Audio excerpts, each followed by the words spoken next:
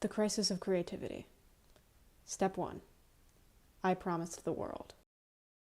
I Promised the World, formerly known as Cinema, is a 5-piece post-hardcore / metalcore band from Denton, Texas. They're pretty good, in my opinion, and they're certainly a favorite of many.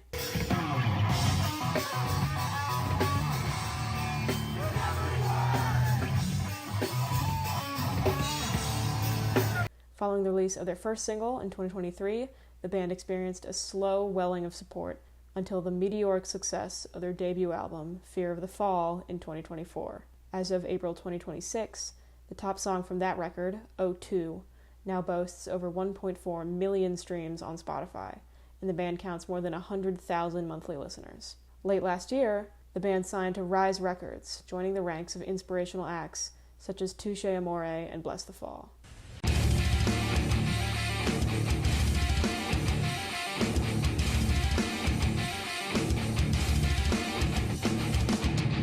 Their first release with Rise was the single Bliss in 7 Languages, which got an accompanying music video on the label's YouTube channel.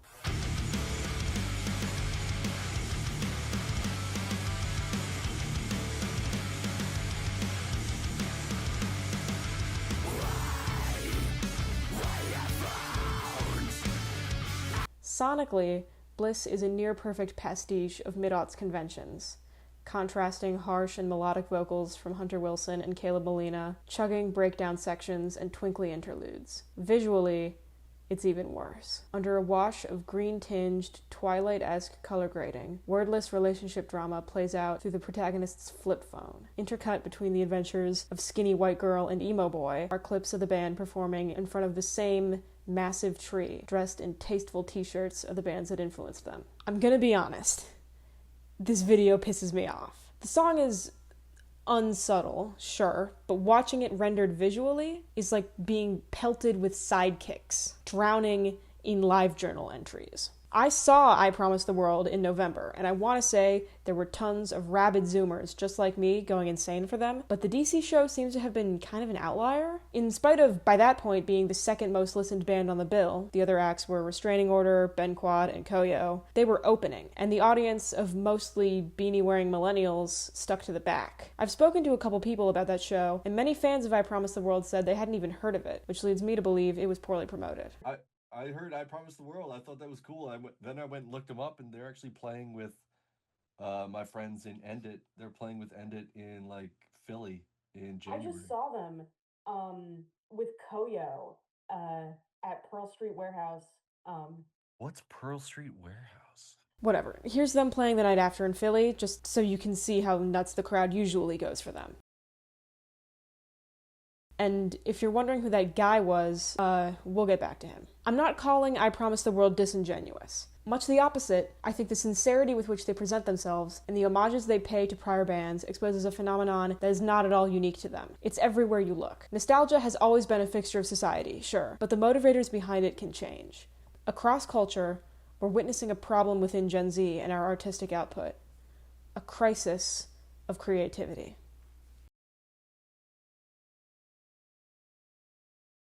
Step 2. A brief rehash of the last video. In my last video, I talked about the record Heaven's Pregnant Teens by Some Girls. I went over the lyrics and how they compare two different lifestyles, and then expanded out to take a metatextual look at the listening experience and draw some conclusions as to how we, the audience, should understand our lives. In short, the record draws parallels between religiosity and Puritanism and nihilistic hedonism. Living your life in a restrained manner, trying to maintain purity through piety to God and penitence under God, subservience to a higher power, that happens with the assumption that you'll get a reward in the afterlife, that your suffering will be made valuable when you get eternal euphoria in heaven. It becomes transactional. Conversely, people who give in to all of their libidinal desires, who do drugs and have tons of sex, behave violently, associate themselves with alternative subculture, they're also preparing for death. Within that worldview, death is imminent and unavoidable, and nothing comes after it.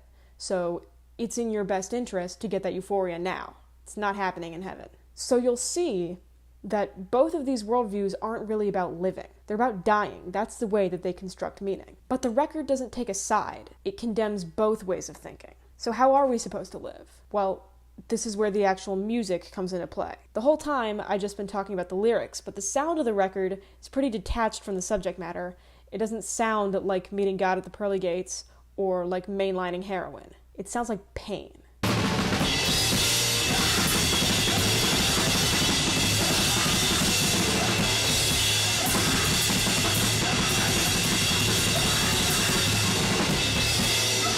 And I like it. I don't expect that everyone will enjoy this record, but frankly, during the time I wrote that video, it was all I listened to. I find it legitimately catchy, and it doesn't put me in a bad mood, in spite of its sound and subject matter. It feels raw and aggressive and energizing. To me, the ability to enjoy a record that so often descends into cataclysmic noise functions as a metaphor for life. People are attracted to challenging, not necessarily challenging works of art. Like, I don't think grindhouse horror movies are particularly challenging, but they're scary, you know? I guess scary art would be a better word. People want to see darkness reflected back to them. We want to recognize our strife within another. We're able to find beauty in the suffering inherent in our lives, not by pursuing escapism, but by accepting it and building empathy for each other.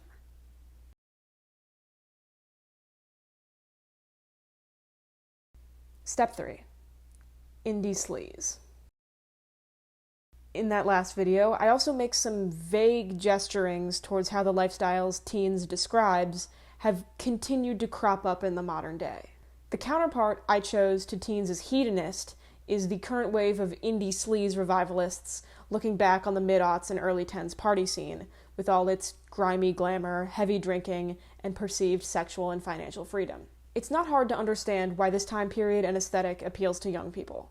In our minds, we see it as a time of total freedom, rent under $1,000 a month, even or especially in the biggest, most vibrant cities, music you could dance to, cheap, suggestive clothing plucked from thrift stores or American Apparel magazine ads.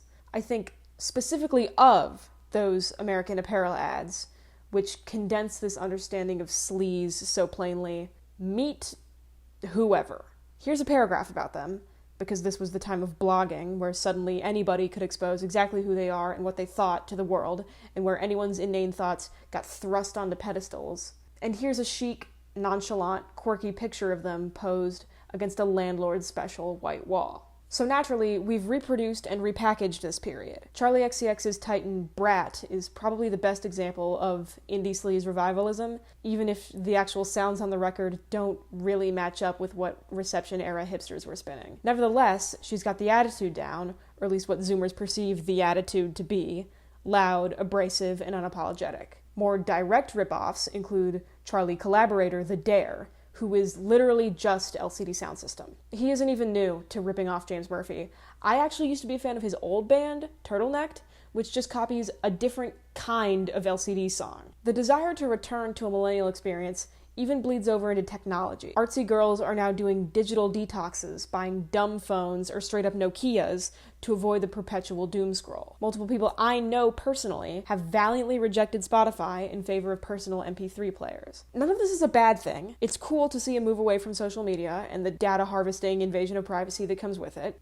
It's cool to see people actually stand up against Spotify and refuse to support a platform that gives millions to fascist sympathizers like Joe Rogan, not a joke, while paying musicians pittances. Now, I know this isn't a huge nation-sweeping phenomenon. The average Gen Z screen time is still approximately 9 hours a day. Instagram still boasts 500 million daily active users. But that's not a contradiction. These two modalities of living don't override one another. They exist in a relationship. People do digital detoxes because of how pervasive social media and smartphones are in our daily lives. And people quit their detoxes and return to social media because, well, Instagram is also a massive messaging app. I know plenty of people I can only contact through DM. Whether we like it or not, social media has become a necessity in our lives because other people decide to rely on it. This new movement of digital regression actually strikes me as especially anachronistic to the time periods we're all nostalgic for. On the surface, sure, it makes sense that liking MySpace bands means you're clamoring for an invite to Space Hay and buying a clip-on iPod. But millennials weren't tech conservatives themselves, they were innovators. This is another point that I have to preemptively screen criticism for. Yes, millennials loved vinyl records, cassette tapes, film photography, and VHS. Yes, they themselves ripped all of their fashion off of even older looks from the 80s. But they were decorating their expanding lives. Millennials were the first adopters of, at that time, brand new technology. They worked remotely in Starbucks cafes from their clunky MacBooks, posted hundreds of party photos to Facebook every Sunday morning or afternoon. Some were even lucky enough to get in on Bitcoin early. If you want numbers to prove it, I have them. Here's a graph showing the average age distribution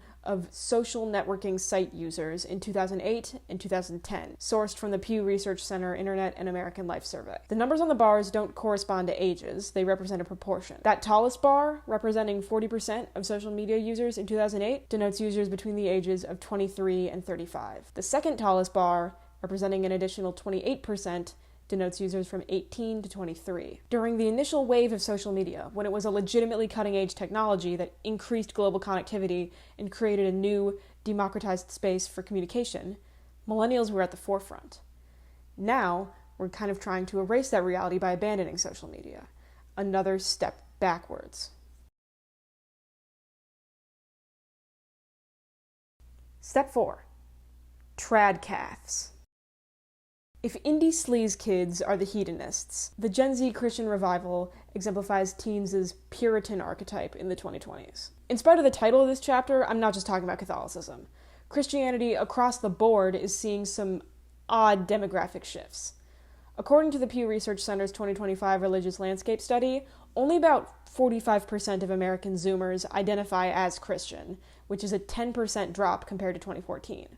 By contrast, more than half of millennials and over 70% of Gen X identified as Christian. But at the same time, we're seeing an influx of religious influencers vying for the attention of Gen Z, especially young Zoomer men, who tend to be significantly more conservative on average than their female counterparts. And these influencers have audiences. In an era where young men are increasingly seeking self-improvement, Christianity has stepped in to take that role, for some. I had a really good example of this, but now I can't find it and it's driving me crazy.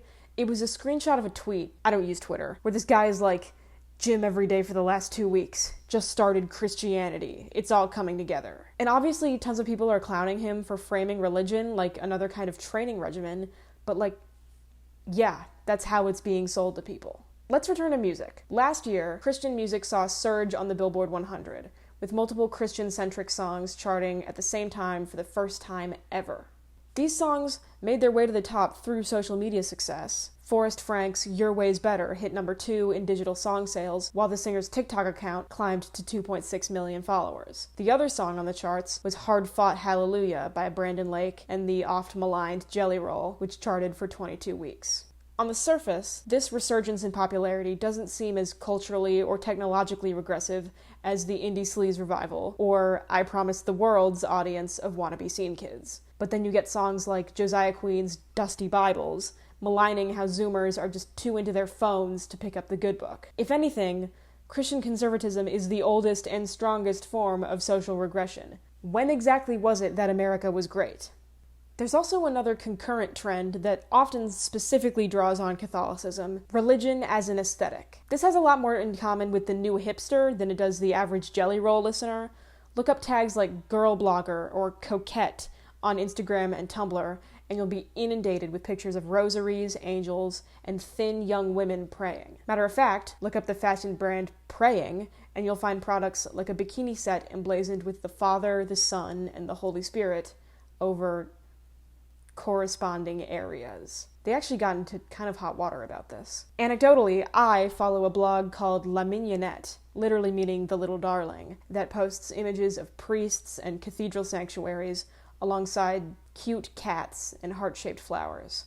You'll see people cracking jokes online, and again, I can't find any material examples of this because Tumblr search is famously finicky, that most of these aesthetic girl bloggers are stealing valor from the kids with real Catholic religious trauma. You grew up Protestant, your church didn't have stained glass windows or weeping virgins, you sat on aluminum folding chairs in a church called something like New Life, not Our Lady of the Seven Sorrows. So, like the rest, these girl bloggers are reaching back towards a past they never had. Catholic narratives provide a poetic, compelling framework for some idea of unique female suffering. Plenty of these girls go further. They're not total Luddites. They explicitly desire not to abandon their current technological mode of existence, but for the community surrounding them to regress. These girls use Tumblr. Tumblr has existed for over 15 years with very little changes to its UI. These girls have no intention of abandoning Tumblr, but they wish to be the Tumblr girl of 2012 or 2014, when people were posting Arctic Monkeys lyrics under photos of dreary London skies or bright LA sunsets. They want their identity to be socially legible in a way it isn't anymore. Step 5. Looks maxers. You can't really do cultural commentary in 2026 without talking about looks maxing. It's just all there. Every single social pressure imprinted onto young men has been made impossible to ignore by these people who strive for nothing but to achieve every unrealistic expectation. They turn it grotesque. In my mind, looks maxers synthesize hedonism and puritanism. They do both. They are the quintessential teen. On one hand, you have all the restriction. Looks maxers are inherently image-focused, and as such, they spend a lot of time policing and punishing their bodies. These methods include more typical run-of-the-mill body image disorder behaviors like heavy dieting, rigorous exercise, various drugs and supplements, but also some real freaky stuff. Bone smashing, leg lengthening surgery, even at-home DIY Botox. The MO for doing your own Botox, by the way, isn't even something sort of rational, like it works better, because it doesn't. There's no functional difference between doing your own Botox versus going to a specialist, other than the very real health risks. The reason looks maxers order onabotulin toxin online and inject it into their own faces is because going to a doctor to do it is gay. At the same time, all these imposed constraints generally don't exist for their own perceived virtue.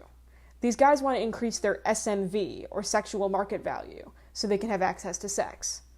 They also do a lot of drugs, behave violently and erratically, and even though their central motivator is women, they love to deny and denigrate women when given the chance. In this sense, they are just as much hedonists as they are Puritans. So what are looks maxers trying to go back to? Well, they aren't. They're destroying their physical history, literally removing the evidence of their DNA. They're the ones adopting new technology instead of retreating, and it's destroyed their brains. The looks maxers' relationship with death is a unique one. Their exalted teendom should mean that they're constantly concerned with death, perhaps going the infinite longevity route of tech entrepreneur Brian Johnson, more well known as the don't die guy. Johnson's obsession with immortality has led him to some looks maxer-like behaviors, trying to slow down the speed of visible aging through practices including receiving blood transfusions from his son. But Johnson is really just a health nut, and looks maxers certainly are not. Johnson preaches about getting adequate sleep. Looks maxing streamers stay up all night. Johnson has illustrated the negative effects of substances like peptides as well, and espouses clean eating. Looks maxers pentastack drugs, including ketamine, DXM, and industrial solvent BDO. From this understanding, it's easy to assume that most looks maxers are here for a good time, not a long time. And that's certainly true materially. They are maxing themselves into early graves. But being driven by sex implies control over reproduction, implies offspring, ancestry, legacy. I don't think many of these guys are interested in being fathers, but whether they intend to or not, some of them may see the genes they despise carried down. In a sense, they already have, as the lifestyle proliferates to young men across the world.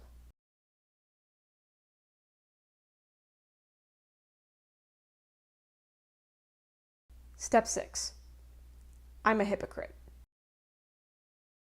I said I'd talk about that guy. That's Travis Young. Travis, if you're seeing this, I'm sorry. In November of last year, he put a record on Spotify under the name Carol, the niche PG County area metalcore act he sang for between 2002 and 2007-ish. The record is a collection of demos and live clips recorded at WMUC. My algorithm saw the name of the station, recognized that I'd searched it before in the interest of finding unique history from my beloved FM studio, and recommended it to me. I heard the record, went, wait, this rules, found his Bandcamp, and shot him an email. We did an interview on Zoom and talked for so long the call timed out and I had to make another one, discussing the old College Park scene and the fates of his bandmates, some of whom went on to do incredible things. The article got published in January. You can read it on my website or on the WMUC website. And just because I'm remembering to say this now, WMUC is the University of Maryland radio station. I have a show on WMUC called Rage Room. It's not going on right now, but during the school year we play hardcore music for an hour a week. I still listen to that record. By Travis's own account, it's a transparent ripoff of popular bands of its time. He credited mosh-heavy core acts like On Broken Wings as being central influences on Carol. And yeah, it's pretty clear. Carol copied its contemporaries. Now, in 2026, instead of ripping off each other,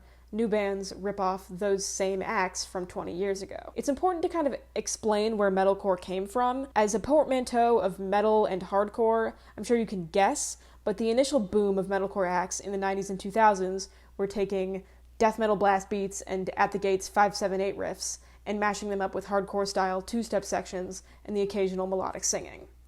Metalcore was a genre that synthesized two sources into one. In the modern day, it's turned from a fusion into a feedback loop. Metalcore bands now drawing inspiration from older metalcore bands, which in turn drew inspiration from metal and hardcore. It's gone stagnant. But I love it. I love all of it, old and new. I eat up bands that rehash the sounds of 20 years ago, though I have written and will continue to write record reviews acknowledging how trite and overdone their music is. I'm not walking around in a straight-edge Mosh Warrior uniform with an X-watch and sideburns, nor am I hitting MySpace poses in layered studded belts.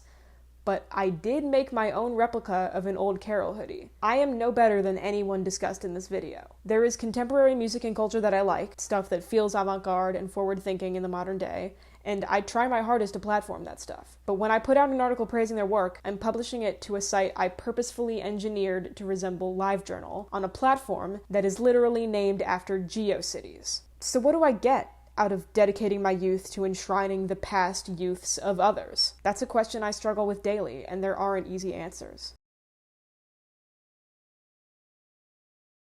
Step 7. Hauntology.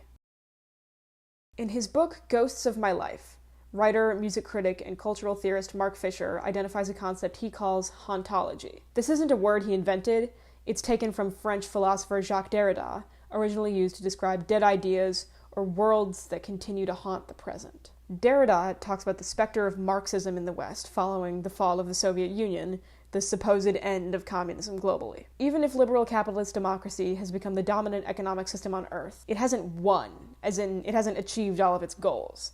The rise of a global economy has enriched some countries and starved others, instead of creating international unity and prosperity. There's war, there's inequality, we're still seeing nuclear proliferation. And among all of the losers, the people who bet on liberal capitalist democracy to save them and then weren't saved, there's that twinge that maybe this is class war, the reawakening of the spirit of Karl Marx. Fisher takes this and says, okay, so we've got ghosts in our culture. We've got dead things that are still coming around and affecting us. Fisher himself applied the idea to music, but the artists he calls upon, Burial, The Caretaker, William Basinski, their music sounds haunted. It's lo-fi, empty, even dissonant.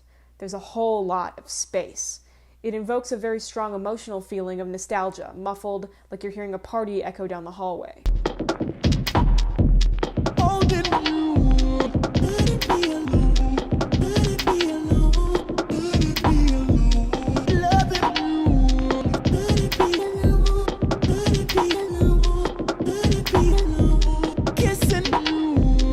The sleeve notes of The Caretaker's Theoretically Pure and Tarot-Grade Amnesia, he writes, "Isn't, in fact, theoretically pure and tarot-grade amnesia the postmodern condition, par excellence? The present, broken, desolated, is constantly erasing itself, leaving few traces. Things catch your attention for a while, but you do not remember them for very long. But the old memories persist, intact, constantly commemorated. I love 1923.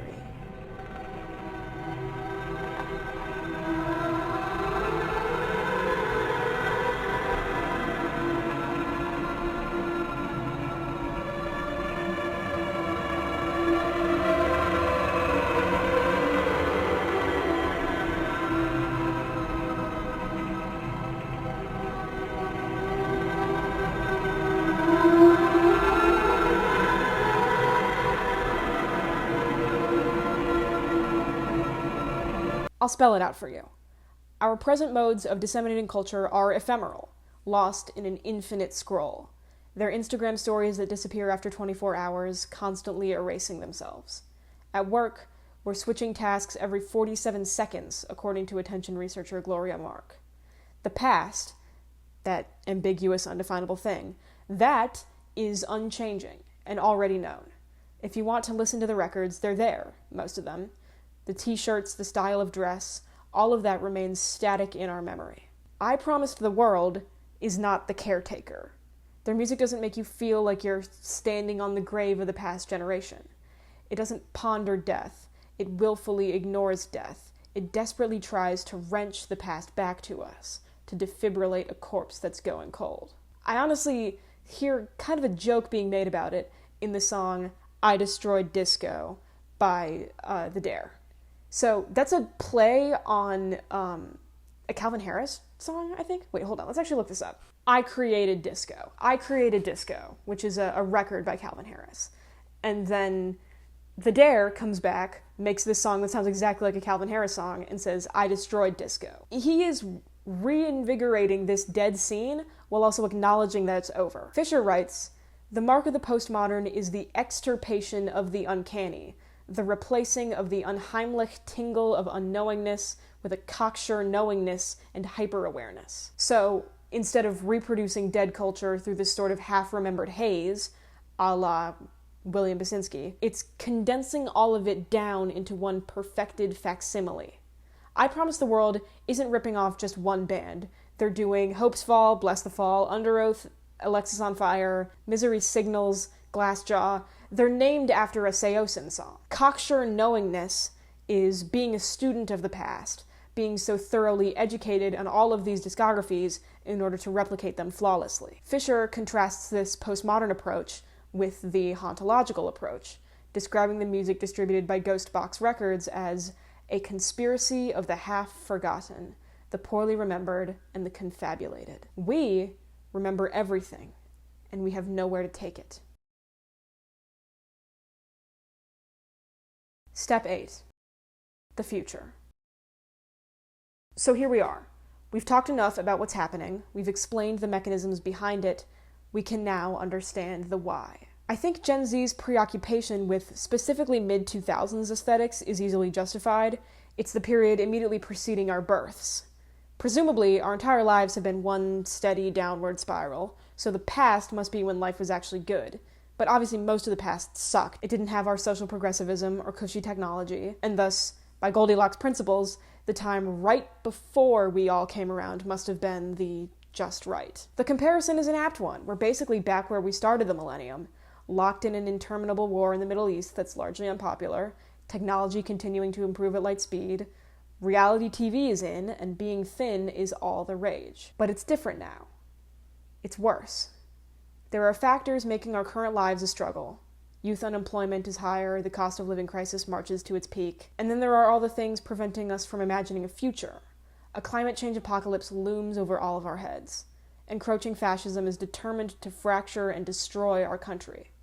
We've already found the microplastics in our bodies, and we're destined to pass them on to our children. Art can exist to decorate our futures.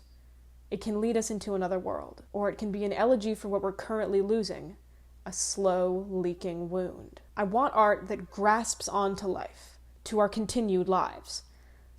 But I don't think art alone can change the world or determine a better future.